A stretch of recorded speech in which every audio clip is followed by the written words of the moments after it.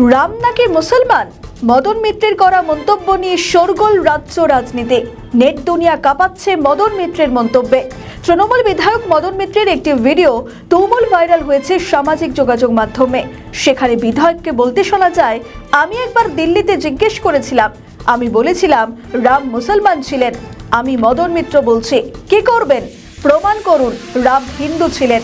রামের টাইটেল কি ছিল? তখন উনি বলেন রাম, লক্ষণ, দশরথ। আমি বলি ঠিক করে বলুন, শুধু নাম বললে হবে না। আমি বলছি রাম মুসলমান ছিলেন, গোটা ভারতবর্ষ ছড়িয়ে দিন। বিজেপি কি করবে? মারবে? গীতা বলছে যা হবার তা হবেই।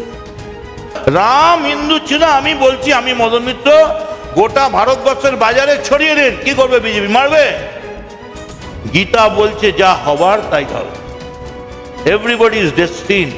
তোমার সঙ্গে যখন যা ঘটার, তুমি অর্জুন এখন না তুললে তুমি কর্ণকে মারতে পারবে।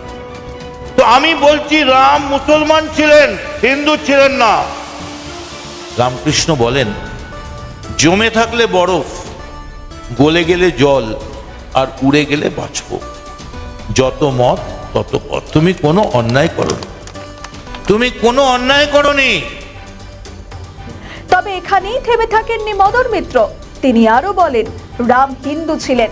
এটা বলে যারা চিৎকার করছে তাদের জিজ্ঞেস করি, রামের পদবী কি? তখন কেউ কেউ বলে রাম জেঠমালানি। এটা কি কোনো হিন্দু বিশ্বাস করবে? এটা বিশ্বাস করে আপনারা পুজো দিতে যাবেন?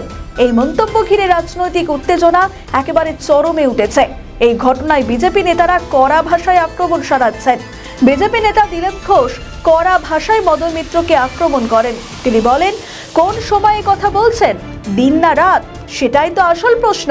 রাম কবে জন্মেছেন আর ইসলাম ধর্মের জন্ম কবে? এটার কোনো ধারণা নেই। ইসলাম ধর্মের বহু আগে ভগবান রামের জন্ম। কখন কি বলতে হয়, কার সম্পর্কে কি বলতে হয়, সেটা তৃণমূলের নেতাদের কোনো জ্ঞান নেই। দলের নেত্রী মমতা বন্দ্যোপাধ্যায় যেমন ভুলভাল কথা বলেন, নেতারাও তেমনই হয়েছে। আমাদের ভিডিও ভালো লাগলে লাইক ও শেয়ার করুন। কমেন্ট সেকশনে আপনাদের মতামত জানান। আরও ভিডিও পেতে আমাদের চ্যানেলটিকে সাবস্ক্রাইব করুন এবং প্রতি মুহূর্তে খবরের আপডেট পেতে প্রেস করুন বেল আইকন।